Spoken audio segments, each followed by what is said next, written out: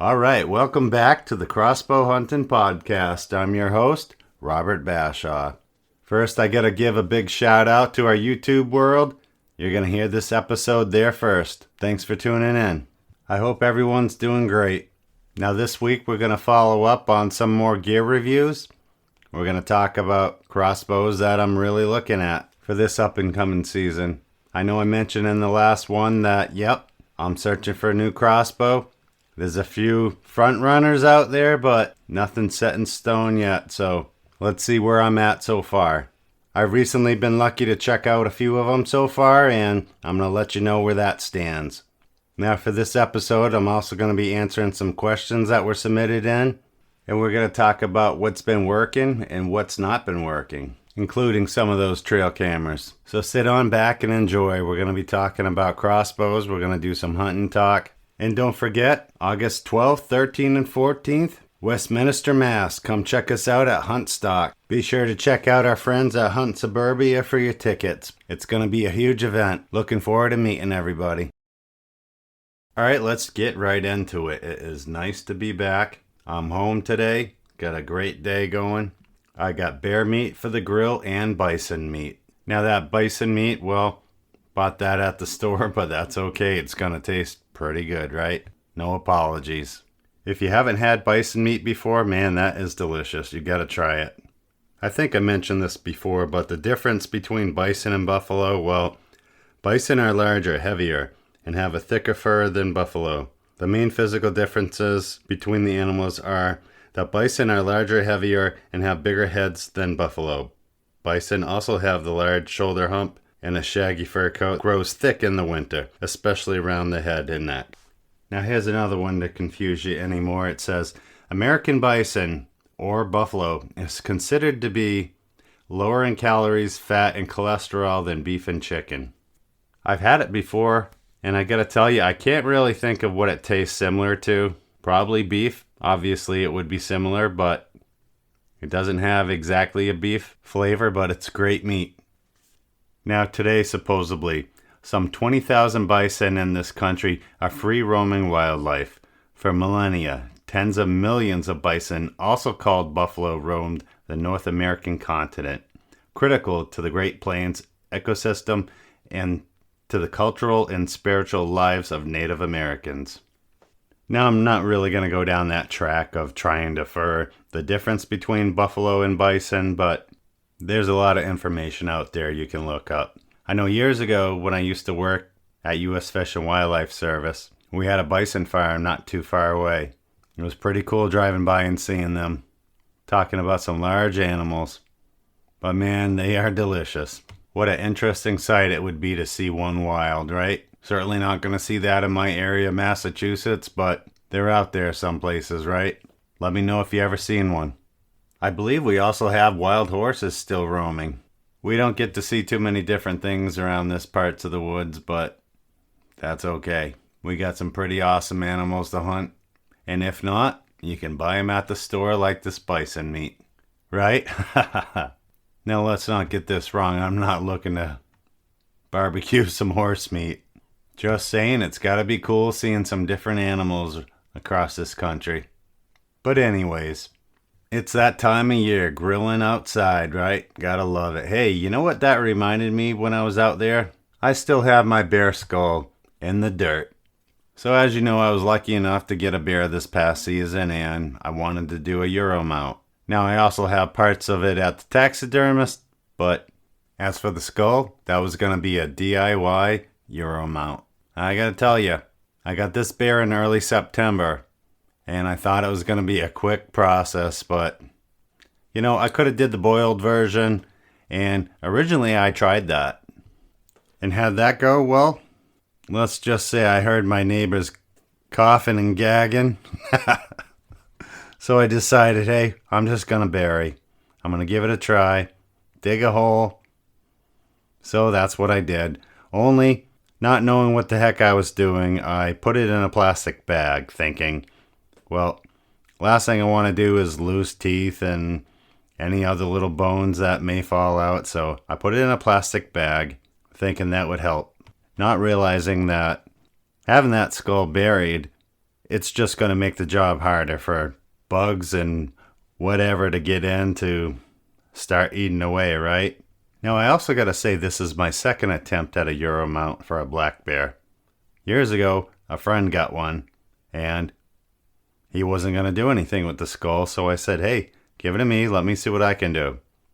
Sure enough, I buried it, and I don't know, maybe 1 to 2 days, it was dug up and gone. Man, was I mad. There was nothing left, the whole thing gone. So I thought, well, maybe this time I'd just go ahead and dig it a little deeper, put it inside a plastic bag, and that may contain the smells and odors a little better. I may not have any problems, but so I went ahead and gave that a try, dug it back up a few months later to check, and it was barely touched. So I said, well, maybe it's time to rip that bag open and put it back in the dirt that way, which I did. And then shortly after, we got snow and the ground was frozen. So here we are, springtime, and I'm getting the itch to go check it out, but I'm going to give it a little bit more time. We just hit the beginning of April 13th, as a matter of fact. So we'll give it a little bit more time, and hopefully you'll be seeing pictures online soon, right? Of course, there'll be more to the project than just digging it up, but I'm looking forward to it. Very excited about this, and of course, getting my mount back. Dream come true. You know, another one I've been thinking about still is one of those mountain lion hunts. Man, does that sound good. It's really interesting how our dream hunts change over the years, and I don't know, I may have said in the past that either a Maine bear hunt or an Ohio whitetail hunt, that was a dream. Well, I don't know. I'm thinking more of a mountain lion hunt out west. Of course, that ain't going to come without a heavy price. You know, the numbers I've been looking at, you know, anywhere from $4,000 to $7,000, somewhere around there. But then after you get a big cat like that, you got to have it mounted, right? And of course, a full body mount on a big old Tom, well, that's going to run you quite a bit as well. So overall, mountain lion hunt, it's a dream hunt for sure. It's just going to be a costly one. So I know you can buy your do-it-yourself tags over the counter for some places, and you know, that may be the way to go for some of us as well. But as for right now, I haven't done it yet. Eyes are set though. We'll see how that goes. This year I'm still focusing on that elk hunt. Man, am I looking forward to that. No apologies. Let's go! Hey everybody, thanks again for listening to the show. We really appreciate it. Big Whitetail Dreams just came out with another holder this year. Man, this thing is sweet. Go check them out. They got the crossbow holder, they got the bow holder, and the gear holder. Whatever you're looking for. These strap right onto the trees, no screwing in. Light as can be. It's definitely the way to go. And as I said before, it's the only thing holding my crossbow. So now you got your gear, you got your crossbow holder. Well, where are you gonna go? I know I've said it publicly a million times. The best app on my phone is the Onyx Hunt app. And man, if you get that elite membership, you can check out any state there is. Search for crops, whatever you're looking for. Public land, private land, knowing boundaries, it's all there, man. It doesn't get any better than that. Onyx Hunt app, go check it out. And of course, a special thanks to my buddy Gabe for the background music. Thanks, bro. Now back to the show.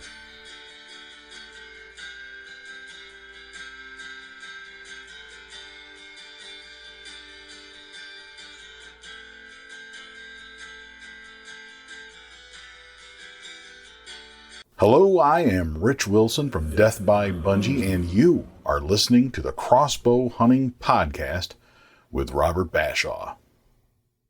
All right, thanks for listening to our commercials and staying with us. But here we are, still talking about that elk hunt. I almost went on one years ago and didn't end up going, but finally the ball's going for 2022. As right now, it's looking like a solo hunt with a lot of planning. Luckily, I got some good connections and I got a great spot to be going, so we're going to hope for the best there. Stay tuned for that. I'm not giving out too much details about the hunt yet, but be assured, more to come. Right now, I want to talk about some binos and some of their good uses. Of course, we all use binoculars for being in the field while hunting, but they're a great resource to be using for scouting and shed hunting. Scouting of all purposes. not just glassing over those hills and valleys or looking all the way across the field, but also looking for potential food sources such as acorns, white oaks, more specifically. These past few seasons have been really rough for acorn production around where I live, but nonetheless, there's still been some here and there. This year we're going to put out a challenge. I don't know how to say this, but I'm challenging you to, in the whitetail woods, hunt acorns this year, not deer. And what's that referring to? Well, in general, you got to go do your scouting. Everybody gets that, right? But you do your scouting, season comes, and bam, things change, right? The deer aren't where you expected them to be. And what's going on? Well, there's a couple different things. Obviously, we got vegetation changing, cover changing. We got food sources, hunting pressure. There's all sorts of reasons why, right? But I want you to do this year is take some binoculars, get out in the deer woods, and find what trees are growing white acorns. Oaks in general should have a cycle going on with acorns, as we know, but there's also going to be that time of year when you can see what trees are producing and going to be producing for that year, more specifically. On a good year, you could have acorns dropping all over the place. And on a bad year, well, like me, this past season, I may have only found 6 acorns the whole season. And of course, as expected, the deer were not in their historical ranges. So I had to move around, I had to adjust. But this season, specifically, I'm going to be doing that challenge myself. Find those white oaks, see which ones are going to be dropping, and throw up a stand around there. Now you got to be prepared for when it happens, because when they come down, it's going quick and the deer are coming in hard. You can bank on it. It's going to be like the rut. Coming in hard and fast, and bam, it's over before you knew it happened. But be prepared, right? Know which trees are going to be producing. And use those binoculars this summer. Get out there. Check the trees, looking up high. See which ones are producing nuts ready to be dropped. So now all oaks produce acorns.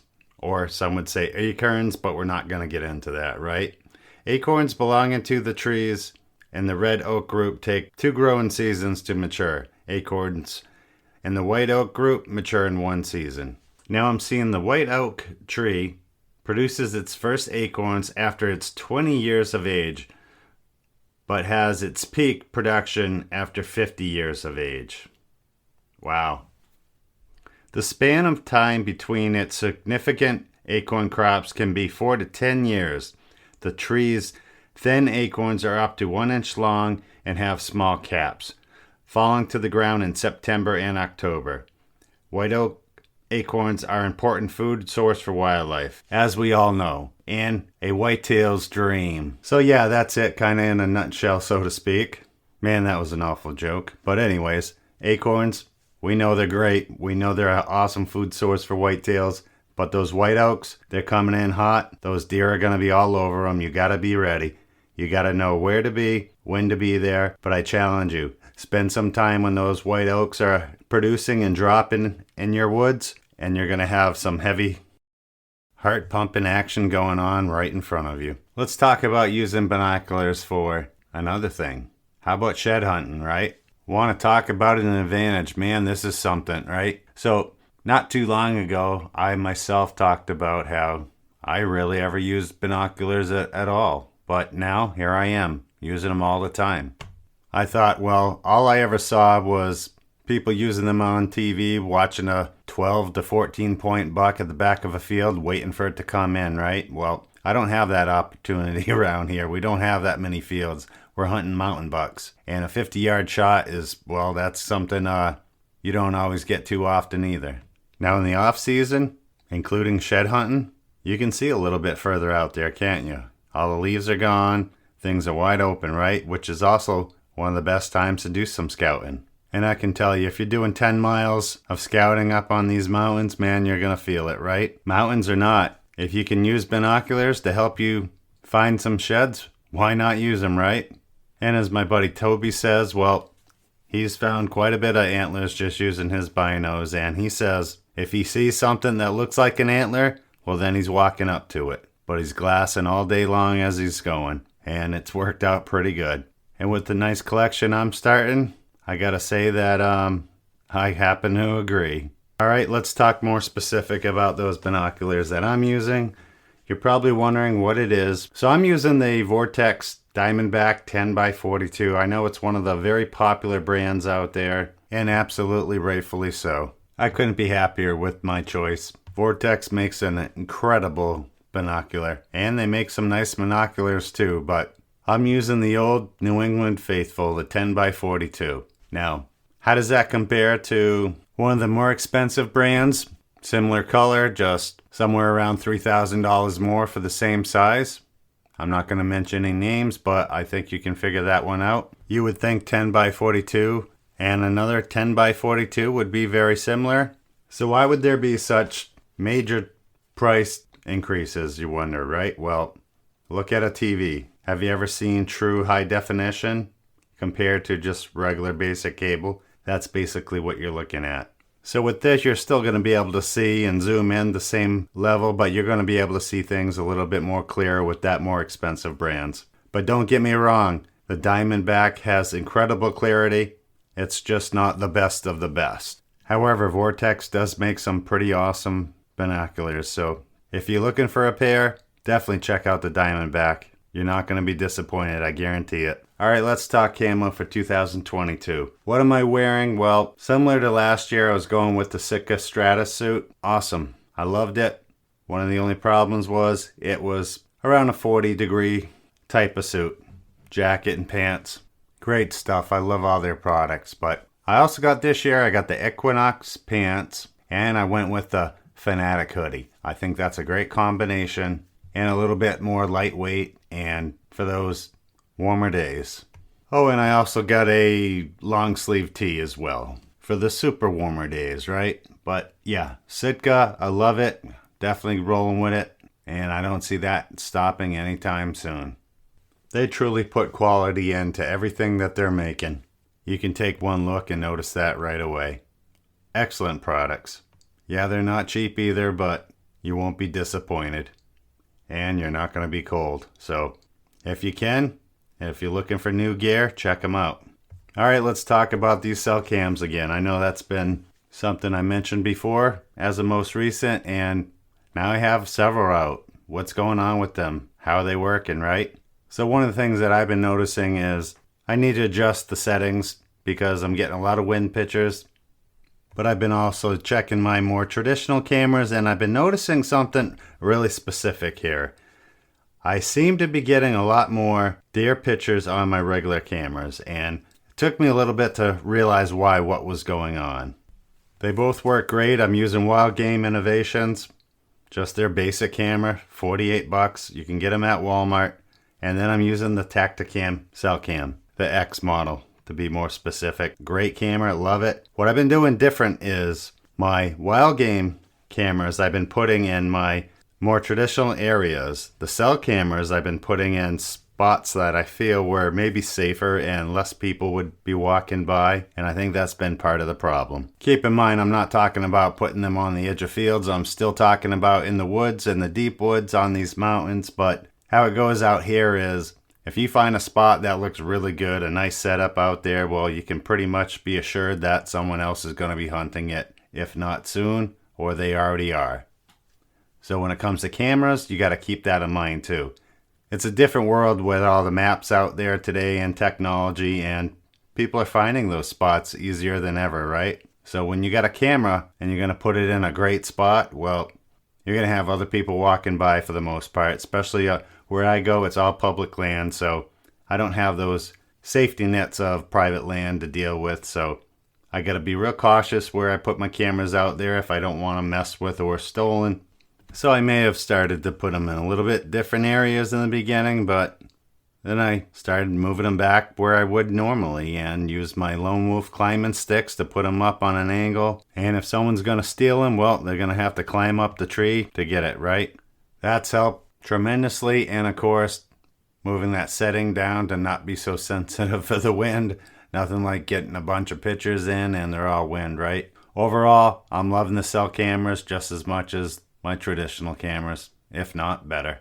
And I can assure you more pictures to come, so make sure you keep checking out our YouTube page and you'll be seeing those. I'm still waiting to get my bear picture for the season. Haven't gotten my first bear. I love all the pictures I get, but nothing is like getting a bear on camera, right? It's been great for bobcats and coyotes again this season, but where are my bears? I think we're going to have to do a little bit more predator hunting this year. With all those bobcats and coyotes, I think it's time. Actually, one thing I've never really done a lot of before, but I've been really thinking about doing some coyote and bobcat hunting.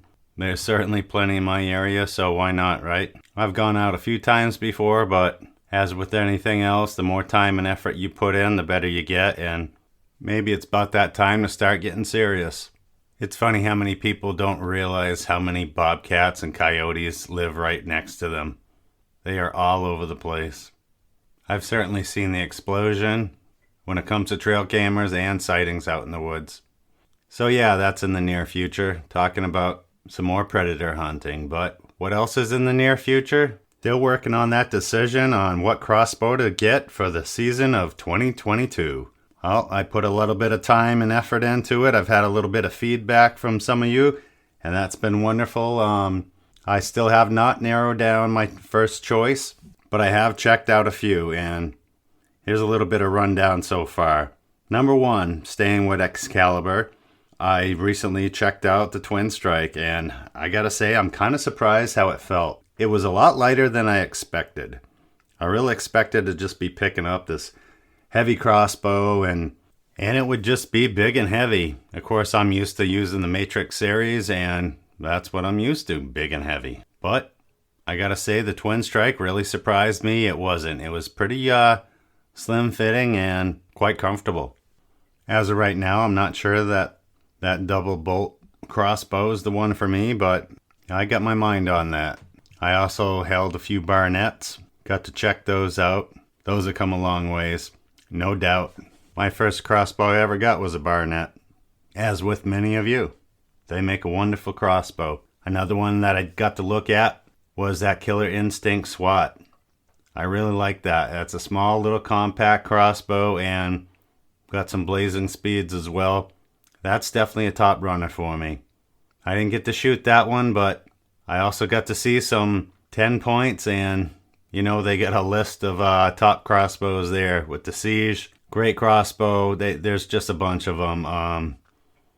Then they got the Havoc. That's a great model as well. And then, of course, you got your Nitro and the Vapor. Those are pretty awesome.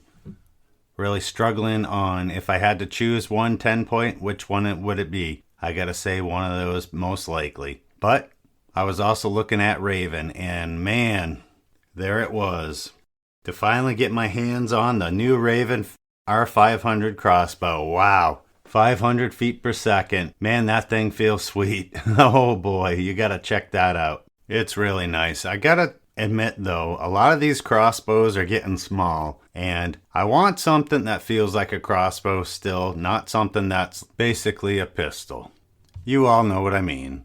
But yeah, there's a lot of crossbows out that are getting tinier and smaller, and is it good? I don't know. All I know for sure is seeing a picture online doesn't do them justice. Some of these you just gotta get in your hands, check them out, test them, shoot them, and then you're going to form a better opinion of what's really going on. And that's what I did. I'm not looking for the most expensive crossbow on the market, but I'm certainly not looking for the cheapest one either. I want one that works good for me. Something that meets my needs and is ready to go when I need it. I still like that Centerpoint CP400. That's almost perfect. I don't know if that's going to be the final choice, but it's right up there. Another one I like, of course, the Raven R10. That's a pretty sweet crossbow. As well as all their others up to the R26, etc., etc. Another nice crossbow, Bear X Constrictor, CDX. That ain't bad at all. Barnett Whitetail 410, that's a pretty decent crossbow at a reasonable price. Wicked Ridge Invader 400. And then you got your Killer Instinct Boss 405 Dead Silent Deer hunting crossbow. Not bad. I can't really say what's the perfect shape or size. I like the limbs on the Ravens and the new center points. Frames, that one I kind of go back and forth on. I do like my top speeds though. somewhere around 400 is good. When it comes to using crossbows, like I said in the past, most of them today will just about do just as good of a job as any other one out there. We know that, right? You can hit a bullseye. It isn't a problem. As a matter of fact, if you hit the bullseye, aim at a different spot on your next shot, or guess what? Robin Hood time, right? Yeah, I guess we all want to give that a try once in a while, but once you start putting a lot of money into these bolts, you don't want to be splintering them and all that, so you're going to want to shoot at a couple different places on that target, right? Now, my style in particular, I do a lot of run and gun, as you could say. And no, I haven't got into that saddle hunting craze. I'm still using tree stands. I've been using climbers for a while, and when you're using a climber, trying to hike up these hills with a backpack and a crossbow and your gear in there, man, that stuff gets heavy. So going lighter, more narrow is always a plus. Or maybe I should say streamlined, because the crossbow I've been using isn't really that heavy. It just makes it hard to carry and pack and all that with all your other gear. So my intentions are just to find something that's a little more compact. But yet again, I'm not looking for that pistol-sized crossbow either. I want something somewhat traditional and powerful and will get the job done.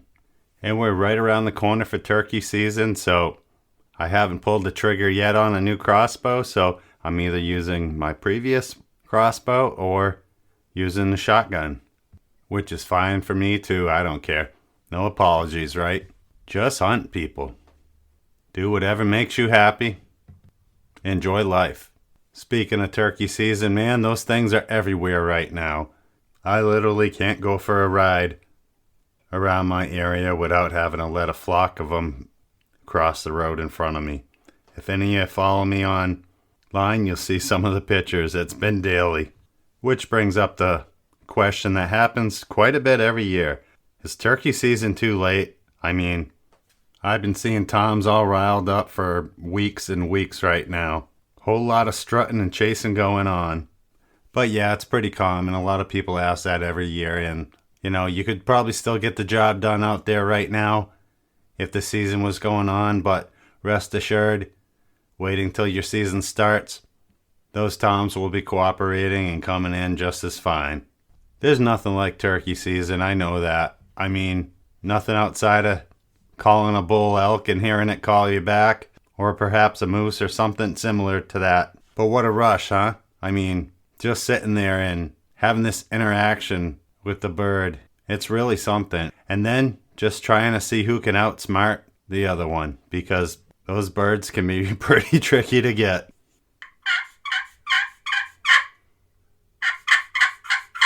And there you go, a few clucks and there's a gobble for you, right? How cool is that? I've even had days where just slamming the car door and you'll have them gobble.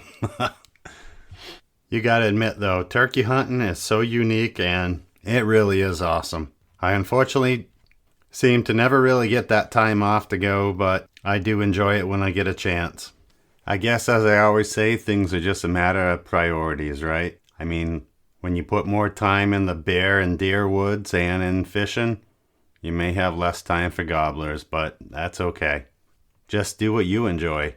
Speaking of doing things that you do enjoy, we're going to try and get some more videos out of shooting crossbows, so stick around for those, okay? I know everybody enjoys hearing the hunting stories and listening to the special guests, and especially checking out my trail camera videos. But we're going to have some shooting tips and videos that will go along on the YouTube channel as well. For those that have been traditionally following us on iTunes or Spotify or wherever else that you've been listening, don't worry, we're going to stay on those platforms too. This is Carmelo, and you've been listening to the Crossbow Hunting Podcast. No apologies.